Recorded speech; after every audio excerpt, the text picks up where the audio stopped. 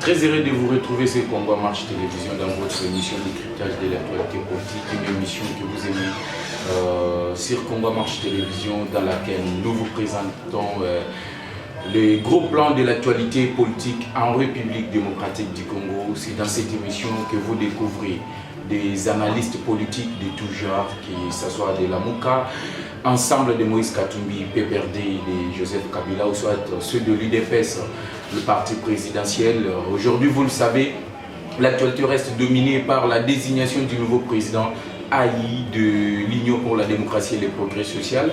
Alors, au niveau de la permanence de l'UDPS, il y a déjà une mobilisation tout azimut. Les combattants sont mobilisés. Ils ont désavoué Jean-Marc Kabound à Kabound. Ils ont dit non à Jean-Marc Kabound à Kabound. Et aujourd'hui, ils sont terrés de recevoir ou bien de partir à la permanence pour savoir les nouveaux noms du remplaçant de Jean-Marc Kabound à Kabound. Salim Mohamadi, c'est lui qui est l'un des commandants des ADF MTN au niveau de Béni, arrêté par le service de sécurité. Il est parmi les gens qui ont l'habitude de capturer les vidéos, de les balancer sur les réseaux sociaux et de donner les images qui font mal à toute la communauté internationale en voyant plutôt ces rebelles de Zadiev en train de massacrer la population, en train de violer le maman, le jeune fille, le bébé, en train de tuer par coup de machette, par balle réelle. Alors le type est aujourd'hui entre les mains des services de sécurité. Peut-on dire aujourd'hui que le cas des sièges commence aujourd'hui à donner ses fruits? Nous allons en parler dans cette émission. Mbosso sur une chaise éjectable à l'Assemblée nationale, des pétitions qui se prépare déjà pour la session de mars. Le 15 mars, une session mouvementée. Kabound ne démissionne pas. On dirait qu'il y aura aussi une pétition contre Kabound. Mais la coalition de députés nationaux de 26 provinces, ou soit de 25 provinces plutôt, je m'en excuse, ont hier tenu une réunion au niveau de l'Assemblée nationale pour désavouer les bureaux Mbosso, avec comme grief retenu à son égard la mégestion, que l'Assemblée nationale est devenue la sous-traitance de la présidence de la République et que Mbosso ne fait pas son travail. Voilà un peu la thématique que nous allons développer ensemble avec l'un des combattants de l'UDPS, l'un des combattants que vous connaissez déjà dans votre émission, parce que c'est la deuxième fois qu'il passe dans l'émission Décryptage de l'actualité politique. Mais avant tout, j'aimerais ici remercier la grande famille technique de Congo Marche Télévision, en commençant par Béni, c'est ma caméra 120 kg, celui qui nous prend en image. Si vous admirez ces images-là, c'est parce qu'il y a quelqu'un devant, derrière la caméra plutôt, c'est un héros dans l'ombre. Salutations également à tous ceux qui nous suivent de partout en République démocratique du Congo, que ce soit à l'intérieur ou ici à Kinshasa, la capitale de la République démocratique du Congo. Je suis de cœur ensemble avec vous. Salutations à ceux qui nous suivent en direct de Béni, Butembo, Ituri, Goma, Bukavu, Kamituga. Nous sommes de guerre ensemble avec vous, même nos frères de l'OCLC, le village où 11 rebelles ont été tués hier par la coalition militaire à FARDC plutôt, IPDF. Paul Kagame regrette pourquoi Félix Tshisekedi ne l'a pas informé avant qu'il ne puisse contacter son frère ou soit son homologue ougandais Museveni. Alors Maman Lili Visa à Strasbourg, en France, au niveau de la France, je suis de cœur ensemble avec vous et que Dieu vous protège et protège votre famille. Si je parle le même langage avec le caméraman, j'aimerais déjà présenter mon invité, Oyo Boyebi déjà, Oazali Ndekonatan Kayembe, Otozali Kozigamba Mukolo Alelu, na Katia émission, la mission de décryptage de l'actualité politique. Alors si je parle le même langage avec le caméraman, j'aimerais déjà dire bonjour à mon invité. Bonjour, Pena Balanignon, sur Bazal Kolanabiso, na Congo Marche Télévision. Ndekonatan, bonne santé. Ouais, santé qui te connaît au Zamala. Santé zali kimia ba combattant ou soit bato balingaka yo mingi ba internaute ba abonné ya Congo Marche Télévision ba lui Ndekonatan depuis ayaki mbala ya liboso akimi. Qu'est-ce qui s'est passé? Bon, tokoki okima Congo Marche Télévision te lobaki mo makambo ezalaki ebele yango nde tozalaki komona na média te, mais tozongi lisusu en forme. Des retours en forme alors. Aujourd'hui, désignation et un nouveau président a eu un parti présidentiel. Votre impression?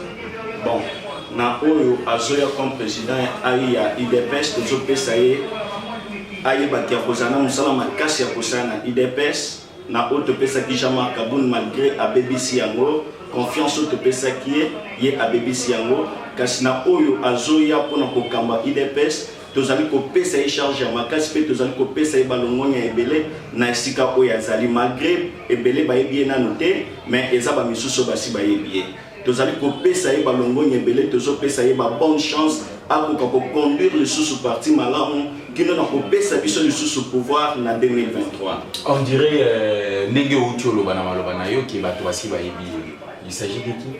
Bon, wana ezali ba secret ya kati na minute toko bimisa été mais biso déjà toyebi comme na ye pe toko boma yango pour le moment tozela na popa tango kombo koyebana nde biso nyonso tokoyeba ye ensemble mais na kati déjà na base ba déjà ba yebi na kati ya base bato bayebi ici toza na liboso ya Itandoike, il faut dire la vérité biso toza bapanzisa yango on dirait c'est Augustin Kabouya.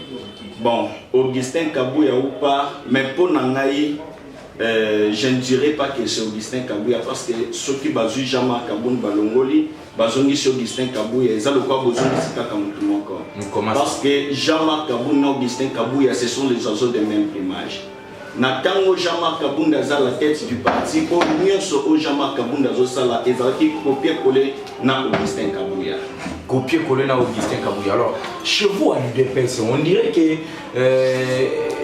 la préparation des élections, les OEM Sabine de l'autre côté, alors que Moïse Katumbi, il entame à Lingia Kanga, le Nenga Otekyo Kanga, qui s'engage les autres villes de la province, tout le monde lobby Martin Foyou Azaki na l'Isala, na Grand Équateur, mais lui non, la IDPS, vous êtes toujours distrait. Qu'est-ce qui se passe? Au lieu de préparer l'élection, bino bozali komi bundisa bino na kati yanda. To moni awa l'union sacrée continue na réunion, mutu moko IDPS azate va présenter Lambert Menda comme porte-parole ya union sacrée alors que bino mozaka na ba distraction inutile. Bon, de côté Philoko il faut te bezali que na minute to on attend ya campagne té. Biso to na kati ya ko se préparer. Mais dans ma parti politique, les leaders politiques nous sommes au Tangi et les leaders politiques mon côté où il y a le café c'est que la population. Na koye bisoye lo komoko où le peuple congolais faut pas que Nathan ya campagne il y a 2018 Félix Tshisekedi a joué penza tante ya pour se concentrer pour la campagne électorale il y a 2018 parce que biso nyonso toyebi makambo lekanaki kuna na Genève ndenge bakendaki basali ba complot na bango contre Félix Tshisekedi soki ba o nyonso oyo ozotanga wana il faut yeba malamu ke peuple congolais ba yeba malamu ke ezana candidat mon côté oyo ya postuler en 2023 oyo ya koleka pe abattre Félix Tshisekedi na élection il y a 2023 parce que qu'il pleuve ou qu'il neige na 2023 élection ezali ndenge tata mokonzi Félix Tshisekedi ayebisi biso na kati ya IDPS ndenge uti kotuna ngai na IDPS guerre ezate na IDPS ezake il faut toyeba que na IDPS ezali pyramide renversée na IDPS c'est la base qui décide les lots ozalaki na Jean-Marc Kaboun oyo azwaki mission ute na mokonzi ya mboka parce que akomi empêché ya koengager parti tokomaki na Jean-Marc Kaboun tomoni ke etamboli na ye base esepeli na ngote nde base décide que no totia ye mopanzi toluka mutu mosusu akoka kodiriger IDPS po ete tokende malamu parce que nakopesa wana no exemple moko o mutu nyonso ayebi malamu toza 3 ans yango o IDPS azala pouvoir 3 ans yango Jean-Marc Kaboun aza la tête de l'IDPS ndeko Jeff na koyebisa yo ke non ezana bato bazana IDPS soti lelo depuis IDPS accéder na pouvoir azana carte te ndeko Jean-Marc carte de membre ezali sous na IDPS alors que papa Etienne Tshisekedi de res mémoire oya salembaki nzoto azalaki kobunda de chaque moment pour que membre nyonso ya IDPS azala identifié ndeko Jeff na koyebiso ke ezaba membre belé na IDPS ti lelo bazana carte te soki azangi carte lelo likama ekoyelio tombe besalemelier bakangie akose défendre ndenge nini mais carte d'identité oyo tozana ngo bon il faut toyeba malamu ke carte ya parti tant que naza membre ya parti politique quelconque il faut naza na carte loko ezo prouver que naza membre ya parti wana mais soki naza na ngote qu'est-ce qui prouve que naza membre ya IDPS eza moko ya ba incompétence oyo tomoni ke il faut tocha Jean-Marc Kabound Mupanzi tokoka kozwaye toko kozo mutu mususu oyo ko remplacer ye parce que ezaka kayetende aza capable ya ko diriger parti. Alors ce n'est pas mal choisir l'adversaire comme on dit en français, parce que celui qui gère le parti au quotidien c'est le secrétaire général. Alors que Kabound n'était qu'un président allié, c'est lui qui gérait les partis qui devraient pour chaque combattant car c'était le secrétaire général Augustin Kabouya. Mais pourquoi laisser Kabouya et attaquer Kabouya? Ndekodier felo ko mususu photo yeba ezali ke ndenge Kabouya za place azawana azape illégal. Illégal parce que Aïe a beaucoup économé. Comment Jean-Marc Kabound a nommé Augustin Kabouya? Donc Jean-Marc Kabound a joué chance. Il y a que non à Kende, ça y est mandat spécial et pas un chef de l'État. Mais Koya Oye a y le pôle intérimaire a nommé secrétaire général. Les autres Libanda, tous il faut avant na IDPS atala ndenge musala ezosalema ndenge ba misuso bazoya corriger buzoba oya sali à la tête de l'IDPS. Vous êtes sûr que Muto Akoya au sala mieux plus que Jean-Marc? Bon, il faut que IDPS est Muto. C'est la tête qui raisonne et c'est la tête qui agit. IDPS oyo bozo ba que non dans l'IDPS ba dirigeant basé belé. Peut-être va occuper pour son IP na comité place ya Jean-Marc Kabound. Et ça un problème que n'a pas capable de défendre l'intérêt de la population. Jean-Marc Kabound a dit que Moussala Oya Yemoko a commis roulage a comme Kosala a comme Kobongisanzela a Tokola Kabapine ya Bato na Banzela. Yango ba atuana tokotikala ta ko tolérer yango ata mukete. Alors vous ne tolérerez jamais ce genre d'actes. Izali Maloba o Izali Koutana Mokwa ba combattant IDPS Oyo Bazali contre Jean-Marc Kabound. Il cherche le départ de Jean-Marc Kabound aujourd'hui. Dengue Bouti Olanda. Congo a marché pour tirer la bino en direct. Le Lengeni va désigner le nouveau président Aïya UDPS. Alors on est Nathan. Politique et comme Mutumbu. Mbosso sur une chaise éjectable. La députée Moussou Balobi, Mbosso a commis à l'Assemblée nationale comme sous-traitant. Il y a la présidence de la République. Donc Mbosso a commis aux meetings de Kouta et pas Tshisekedi. Il y a un monde qui va s'aller de l'Assemblée nationale. Au moment où il y a idéal na bino, où UDP s'abandonne qui au Bundela. Na époque il y a comme le chef Tshisekedi au Mulumba, ils ont na katia ko beba na pouvoir il y a moi na idéologie. Bon, Ndeko Jeff. Quand on a un message, il y a un bazo pensé pour destituer le président Mosso et ça n'est pas mais on a aussi un député Nyonso et ça y a que Mouma aussi Toloni, Tokoki Kolingate, Kobebi Sangona, tant que Tokomi Pembeni y avait élection. Nathan Oyo toza déjà na élection nyonso oyo ezosali mawana eza pire distraction o bazotie la biso pour que tokota na kati ya distraction na tokokende na maponomi na 2023 te mais mokonzi ya mboka assuré biso nga moko pe nazo assuré bino ke na 2023 peuple congolais bokokende na élection quel que soit nyonso bazosala quel que soit ba machine nyonso bazotia en marche baye en 2023 biso to organiser élection oyo ekozala te contester atana mutu moko to organiser élection moko ekozala crédible pe ekozala transparente. Des élections crédibles et transparentes, mais on dirait le président Denis Kadima était hier, on a la chaîne confrère à Top Congo, il a dit qu'ils ont déjà eu un retard plutôt de 7 mois.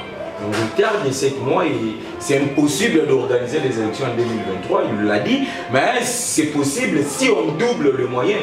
Alors est-ce que le gouvernement Samuel Kondé est prêt pour débourser les doubles et il y a moyen d'élection Bon, de Jeff et là comme sous ce photo et les acquis, tant le gouvernement Samuel Kondé a qui bango moko ba mi pesa kombo ya bawa yo. Pour ça na biso peuple ezaya que non ba organiser les biso élections parce que eza moko ya permission ba mission oyo bango bazana yango tozo senga na gouvernement sama bakoka kopesa ba moyen bacha ba moyen parce que biso kosa na biso ezali que élection esalema na 2023 ndenge tata mokonzi Félix Tshisekedi Fachi Beton alobi yango ke na 2023 élection ekozala yango pe biso lokola peuple congolais ba oyo topona mokonzi ya mboka Félix Tshisekedi Fachi Beton nde toza na nsima na ye na ntango nyonso maloba ne nyonso azoloba biso tokoka koakompagne pour que akoka korealize yango parce que na 2023 na oyo nyonso Denis Kadima lobi aza pe mutu c'est la technique ekoki kozwa pe retard mais il faut toyeba eloko moko ke lokwa tata mokonzi abeti sete ke na 2023 élection ekozala tokoki te koperdre espoir pour na élection ya 2023 élection ekosalema et s'il y aura glissement et aux alentours. Bon, en fait, glissement ekozala te et aux alentours ici à Nora. Glissement, parce que selon plusieurs experts, Balobi, c'est impossible de tenir les élections. Ndeko-Jeff, ce élection est salémité na Congo en 2023, na ebi que na se repentir devant le peuple congolais, parce que maloba on a zoloba eza maloba na ngai yango ndezo kute ngai. Soki que na 2023 pour moni élection salémité, je vais me repentir devant le peuple congolais. Est-ce que les élections seront crédibles? Bon, Ndeko-Jeff, il faut te dire que Papa Etienne Tshisekedi a été Sakabiso Lokomoko, UDPS au pouvoir, a organisé une élection où il pose à crédit, une élection où il y a contester. Biso toujours na même rythme, na papa na biso Etienne Tshisekedi ou Amoun Baderes mémoire. Toujours qu'il organiser par vraies élections où il pose à la contester à Taïpanan. Où le peuple congolais n'y se retrouver paix à cause de la les amis, c'est comme si vous les gens de l'UDPS vous contredisez, non? Mais quand l'UDPS a dénoncé tant l'opposition, c'est ce que l'UDPS est en train de faire aujourd'hui, une fois arrivé au pouvoir. Bino bobanda ki oboye la Kabila wakeno azui bande konaye ya Katanga atchegi akomi président Seni Kabila salibo ya salibo. Aujourd'hui bande kwa opposition Martin Fayulu lobi na lisala lobi toko kende mapona mina 2023 oui mais pas avec ses bureaux ya Denis Kadima. Les gens ont contesté la désignation de Denis Kadima. Vous ne voyez pas que non Botier déjà bureau na bino oyo koya ko proclamer kaka Tshisekedi ndenge ndeko oyo akomi je sais pas prêtre si c'est ndeko Chole alobaki que non Tshisekedi a mis muto ya ko proclamer élection na kati ya Seni pe atie muto ya ko publier élection définitive les résultats définitifs plutôt à l'élection dans la Cour constitutionnelle. Vous ne craignez pas que nos élections aient la crédibilité, qu'après publication des résultats, il y aura des contestations dans le côté opposition. Bon, Ndeko-Jeff, dans l'opposition, côté de Martin Fayulu. Mais c'est lui l'opposant. Parce que Martin Fayulu a pas mon côté dans mon opposition. L'objet moniplet à l'Issalade. Bon, Ndeko-Jeff, il faut que le peuple. Bon, na évité moni na ko utiliser wana peuple baza batu moko deux fois kaka bango moko oyo balandi Martin Fayulu lobi tango ngape na bokende na lisala kaka bango wana nde bakoya boke bamona pe ngai l'homme du peuple na tanka yembe bamona pe ngai baye bangai eza même eloko tango pe Fachi Beton kokende na lisala kaka ba même batu wana nde bakokende kotala ye c'est eloko oyo ekataka makambo ezalaka élection parce que ngai na koki kozala par exemple mutu moko boye azoleka na kotanga na nga pe kutata kombote azoleka na bimi pour que namona ye mais tango na élection na kovote na ngai kinake uniquement pour que namona ye asala opposition ya Fadenhouse kutu eza ya ite kolobor asa botoli bor na ye kolobor na ye bon na bon wana kokota na na eza ita kaka awa na lobi yango en passant kolobor asa botoli bor na ye biso tolobi eza Martin Fayulu ndeko Jeff eloko mususu photo ebezani Congolais, il faut tout gagner le aujourd'hui nous avons un président de la République. Oyo wapi ndaku ya tata na mama na eto yebi yango. Oyo wapi eba na bango papa na mama na eto yebi yebi sanga yondo ko Jeff tata ya Martin Fayulu ezana. Abotama na njili. Abotama na njili nyanene. Ane oyo Martin Fayulu abotama na njili somona njili ezala ebanda ko exister. Olivio Lobadi sa confiance. Il faut que bon, et maintenant dans son loba et ça il y a dans son senga peuple congolais, topé sa confiance dans mon konjamboka, o yaza vrai congolais, o bisonyo sotoye bi papa maman pe bande konae. Boye bisanga nanu bango banda bakoma ba congolais. Bazala kana bande côté, bakenda ka ba fête, bakufela ka pété. Mais les lots où soki le problème est pour la famille Fati, bisonyo sotoye ba que non, famille Félix bazu problème boy. Tozana posa ya ba vrai congolais au bisonyo ko ba congolais toujours pour na tocha bango la tête de la République. Tozana posa te ya que non, toujours mutu moko boya uti soki Uganda, uti soki Rwanda, aya kokoma président de la République. Tokoti kala ka tolérer yango te. Yango toujours que chaque fois na sima ya Fati Beton mokonzi mboka pour que to soutenir na 2023 azala lisusu rééli ndenge azalaka éli na 2018. Na bilanini depuis le 24 janvier 2019, 24 janvier 2022, 3 ans jour pour jour, Félix Tshisekedi est devenu président de la République. Quel bilan vous, l'UDPS, allez-vous présenter à la population? La population continue dans la misère. Bino Bozo Tchakamanga Fati Beton 2023, réélu président de la République, Fati Beton, alors que réalisation Malonga est zati. Bilan ni bokoye la population. Le loyo sakomi ya loso et bâti comme double. Kabila tika dollars na moins de 200 000, les lots tous en abinowapi. Qu'est-ce que vous avez fait des congrès où la population qui paie sa bino sous confiance va voter bino en 2020? Ndeko Jeff, pour tout le bilan, ils ont montré que malamu makashi. Pour ce que tu n'as pas likambu ya bilan te, na linga ozonga lokwa na zobela. Oyo pesi na question opposé na mo lokolo pesi nga mbala moko kisi na maladie na yakinango. Bilan ya Félix Tshisekedi koloba que non est négatif na koloba non parce que Félix Tshisekedi a kuti mboka na état moko ezalaki très critique. Critique ya nini? Kabila nous a dit tangu Félix Tshisekedi tangu Joseph Kabila ayaki na Congo na 2001 akutaka dollar na combien? Le lot Joseph Kabila tikito ya dollar na combien? Komata kokita ya dollar ezali stabilité ya mboka te. Et loko ezola ki sa développa ya mboka eza stabilité ya dollar. Le lot tomoni que depuis Félix Tshisekedi a continué à pouvoir, dollar est stable. Sur le plan économique,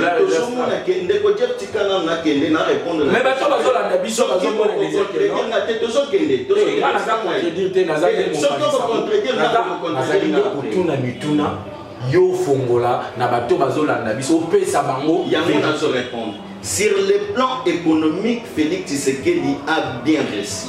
Qu'est-ce qu'il a réussi? Na plan économique, tout le monde qui réserve d'échange. Il y a Kabila Tika il y a 3 milliards. Kabila Tika réserve d'échange combien? Tika on a 3 milliards. Les lots économiques combien?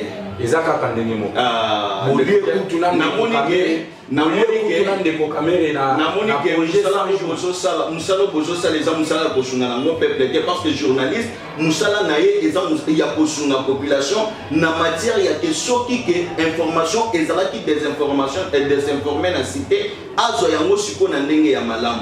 Un journaliste il faut même un message clair pour que peuple population au bazan nzela ba comprendre. Bende konatan. Et c'est votre sanité que non mbongo yo Kabila Tika na réserve d'échange ndebino Félix na Kamir bozui boke kosala nango procès 100 jours. Toujours kende nan ba yi Congo balanda ki procès 100 jours. Ba yebi ke oyo nazoloba eza bosolo. Ndeko Jeff na proposer na question réserve d'échange na musala nango ezana. Réserve d'échange kasi yango na poser question pour que na expliquer yango. Réserve d'échange ezali mbongo oyo ezali kosunga na ba congolais oyo bazokende kosomba biloko libanda bakoka kozala na facilité ya kochanger mbongo na bango na taux moko stable. Yango nde musala oyo réserve d'échange ezali kosala. Réserve d'échange Tshisekedi akoyate kozwa yango pour que ateli kosala nango projet ya 100 jours. Projet à 100 jours, tout cela comme Mosala n'a pas de Mosala. N'andenge tokenda et kenda kopimpopo la vie procès à 100 jours.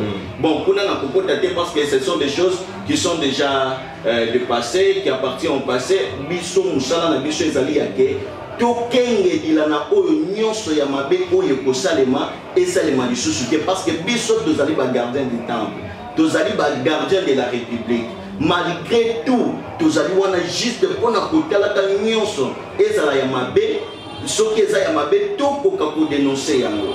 Vous êtes le gardien du temple, vous gardez quoi? Parce que mboka esi ekufa. Bon, bien sûr mboka ekufa. Nani ayebi te mboka ekufa. Alors bino boza ba gardien du temple, vous gardez quoi? Mboka bon, esi ekufa. tozobatela la démocratie.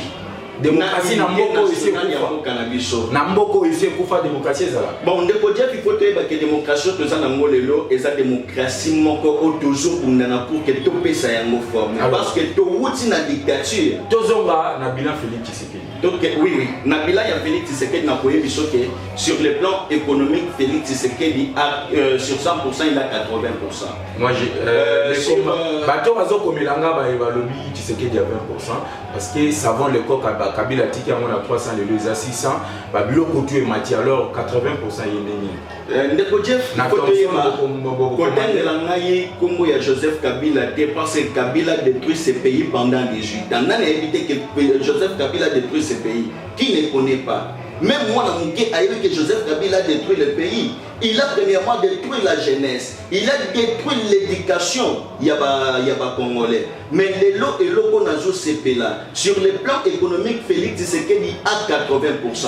Sur le plan éducation, Félix Tshisekedi a réalisé Makambo Oyo Bana Mobutu atikala ko réaliser a réalisé Makambo de ce que le tikala Sisamaloba a réalisé Makambo Joseph Kabila pendant 18 ans a beaucoup ko réaliser yangote et loko est constitutionnel il y a gratuité et enseignement oyo batikala te ko respecter yango mais le loto moni Félix Tshisekedi aye a pesi biso gratuité et enseignement oyo congolais nyonso azo se retrouver na gratuité et enseignement yango tozo kende pe lisusu na o etali banzela développement ya mboka Félix Tshisekedi a réussir mandat na ye bien que na social ya congolais ezela na banzela ni bon de tomoni ake Kabinda wa donc asali presque journée mobimba kwa koma Kabinda bon la ikufa ndeko Jeff banzela yango nde ezolesa mboka parce que soki basali biso ba butu wana nyonso yango nde kosala ke non okolonga na biloko awa okenango kuna okenango yangwana nazolo baboye kokende o Félix Tshisekedi abimaki libanda ke na kotambola na ba province yango nde salike Félix Tshisekedi a découvrir makambo ebele oyo atikala koyeba te nde oyoki tango akei akendaki koyebisa biso na loja ke no mboka oyo esi ekufa kokufa ya mboka ezali constat o Félix Tshisekedi asalaki na temps oyo nyonso atambolaki nde asengaki na peuple congolais tango yebisi bango biso peuple congolais ke mboka esi ekufa aye kopesa biso espoir alobi ke bopesa nga espoir botiela nga motema to biso toye mpona kozongisa mboka oyo na esika oyo esengeli ezala komatisa mboka kopromouvoir sur le plan diplomatique tokende nano la République démocratique du Congo ezalaki isolée na monde entier. Et le lot de Monique RDC sur le plan diplomatique, RDC azali likolo. Okoye disanga opposer la question pourquoi RDC azali likolo. Biso nyonso tozomona 10 jours au lendemain comment batu bazoya ko toquer na porte ya RDC pour que baya peut-être des fois ko se réfugier na mboka na biso. Bilan ya Félix Tshisekedi eza positif. Tozomona mbuma oyo ezobota na kuna na este ya mboka otomoni état de siège ezali kosala ke bandeko na biso bazali kokufa 10 jours au lendemain chaque jour bakongolais bazalaki kokufa lokola banyama kasi lelo Félix Tshisekedi aye ko redonner sourire na peuple na biso o bazalaki kokufa na est tomoni ke ba place nyonso oyo ba rebelle babotolaki tomoni ke FRDC on azali ko pesa longonya ebele bazali kokoba na kobotola kozwaka nyonso o ba rebelle bazwaki. On dirait état de siège déplace to koshitele état de siège mbutu ba ADF bazo tikate balobi bango nde bakolo terrain malgré babation na bango ezalaki détruite na ba missile ya coalition militaire FARDC IPDF oyo ezali armée ya ba Ougandais mais ba installer babation mususu entre la province du Nord Kivu et de l'Ituri Mais félicitations à nos forces armées parce que Mohamedou Azali, commandant, Mokwa commandant, il y a Adef Azali aux arrêts à service de sécurité Bakangi. Mais toujours malgré l'état de siège, l'impact de la sécurité réelle n'est pas, au niveau de ces deux provinces sous l'état de siège. Échec ou soit réussite. Bon, de côté, n'a pas eu comment que les lots Oyo état de siège et en réussite à 100%. Bon, non pas à 100%, mais à 70%. Parce que ceux dans le but à 100%, même peuple bazali kolanda biso, bako contredire ngai. Bande kona biso kuna na est, on est de cœur avec vous. Biso a on a Kinshasa, bitumba na biso ezali ya que tout ko ramener mon conjoint ko ramener kimia kuna na est ya république. Ndeko Jeff na koyebi biso que non na dossier ya est ya état de siège ezali toza na réussite na yango parce que biso nyonso tozala ki chaque jour na ba radio na biso toyoka kuna bakufi boni tant que biso awa tozomela mai ya malili tozovanda kimia mais kuna bato bazovanda kimia te kasi lelo oyo nazopesa matondo mingi na FARDC oyo babondi bitumba kino na kozongisa kimia kuna na est ya république place oyo bato bazalaki kotia lisu makolo te oyo barebele ba ADF bazwa ke komaka bafief na bango mais lelo oyo tozomona ke grâce ya état de siège makambo nyonso ezongi normal baactivité ezali kozonga malembe jusqu'à atteindre toutes les limites de la République démocratique du Congo. Alors on est presque à la fin. Awa sikoyo to komi na parti na biso asuka zwa biloko awa soki oza na nerf solidité koya na émission de cryptage politique te de konata awa eza question fermée vrai ou faux, vrai ou faux, 5 questions awa bokundoli ba vérité na makambo ezali kosalema na RDC. Sama Lukonde na session de mars akozala éjecté na likambo état de RAM ba député basindiki balobi toyebisaki bango balongola RAM balongoli te c'est l'escroquerie du siècle. Vrai ou faux Sama Lukonde okende na mars? Bon, de Jeff n'a pas répondre par vrai ou par faux parce que dossier ya RAM eza Sama Lukonde te mutabandai ko kungola mbongo ya RAM ezali mbongo oyo ministre ya Petentik il faut à répondre mais non pas Sama Lukonde. Non pas Sama Lukonde, mais c'est lui le chef du gouvernement. Il est le chef du gouvernement. Il est le chef du gouvernement, bien sûr. Je salue Sama Lukonde là où il est. Sama Lukonde, le chef du gouvernement, il faut dire que non, dossier Yaram, exact dossier où ils allaient gérer dans le ministère ya Petenti. Petenti, décret loi signé par le premier ministre Sylvestre Ilunga Ilunkamba, c'est lui qui doit l'abolir, c'est Sama Lukonde. Bon, il faut dire que non, et c'est l'oko Wuti Bandakala. Parce que n'a mokopé, est-ce que bakate ko lisura? Oui. Bakataka? Oui. Bon, mais nga bakata nga lisura. Auti okataka la mingi te. Pas même une semaine. Bon, nga esali déjà tout ça que toujours que 3 mois bakata nga lisura. Mtena ebité so nga za mutuma. Vrai ou faux c'est Félix Tshisekedi qui prend l'argent des RAM. Bon, dire que Félix Tshisekedi c'est faux. Kabound avait dit RAM est géré par la présidence de la République. Vrai ou faux? Ndeko Jeff, tant que je pose bisanga likambia que Kabound avait dit il faut que me melanga ba preuve que c'est Kabound qui avait dit ça. Alors bango na réunion ya union sacrée. Réunion ya union sacrée. Bon, je suis pas au courant na makambo Jean-Marc Kabound alobaki mais je ne crois pas que c'est Félix Tshisekedi qui gère l'argent des RAM. Vrai ou faux? Augustin Kabouya, Jean-Marc et Kabound, les oiseaux de même plumage. Vrai. Vrai ou faux, l'UDPS a échoué son mandat à la tête de la République? Faux. Vrai ou faux, Martin Fayulu est congolais? Faux. Faux. Awa, Tokoya ko développé. Moïse Katumbi a lobby, élection en 2023, rien que Katumbi. Ensemble de Moïse Katumbi installé partout dans la République démocratique du Congo. Parti à mon côté. Côté les Moïse Katumbi. Bahati Lukwebo, guerre froide contre l'UDPS. Tendege Tolo Baboye, Bahati est en train d'installer AFDC dans le territoire nyonso de la République démocratique du Congo, alors que l'UDPS est en train de s'endormir. Vrai ou faux, pour récupérer la mère Mende, porte-parole de l'Union sacrée. Bon, Ndeko Jeff, et là qu'on a envoyé Bisson, tous on y a un Oyolo. Il faut tout y que non, na Congo, tout ce qu'on a posé un vrai Congolais de père et de mère Yamundele. Association Yaba Mundele, Olivier Kamitatu Mundele, Filon Londoboni Mundele, nani Moïse Katumbi Mundele na Congo toujours reconnaître Mindele que oyo nyonso yebi que aza étranger a kotikalaka ko postuler na République démocratique du Congo te yango toujours soutenir nazo kende lisusu ko soutenir lisusu la loi Tchani oyo eye pona ko zongisa pour congolais na ba droit na ye oyo mbata si a déclassé. Bon, ce qui a déclassé, mais pas que non, Congo est qui a waté. Congo est qui a waté, toujours qu'il y a des progrès en progrès. Le BP Bishopé, tu as député, tu as voté à Baloana. Alors, votre mot de la fin et votre numéro de téléphone. Bon, mon anga est souka, nazo senga na peuple congolais, nyonso, merci beaucoup, na ndenge bolandi biso, pe nazo senga na bino nyonso que non, beaucoup continuer toujours na soutenir mon konziamboka Félix Tshisekedi Tshilombo. Parce que Azali espoir y a République démocratique du Congo, Azali seul espoir pour le Tozanaye, de continuer toujours à soutenir rien.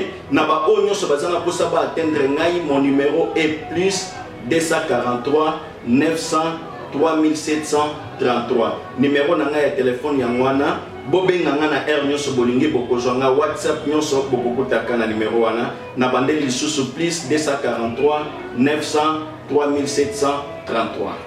Ça n'est fini avec ces numéros de décryptage de l'actualité politique. Grand était mon plaisir de recevoir Nathan Kayembe sur ce plateau pour décrypter ensemble avec lui toutes les thématiques que nous avions eu à débattre dans cette émission. Salutations à MAF, Congo Flash Télévision, les chaînes partenaires.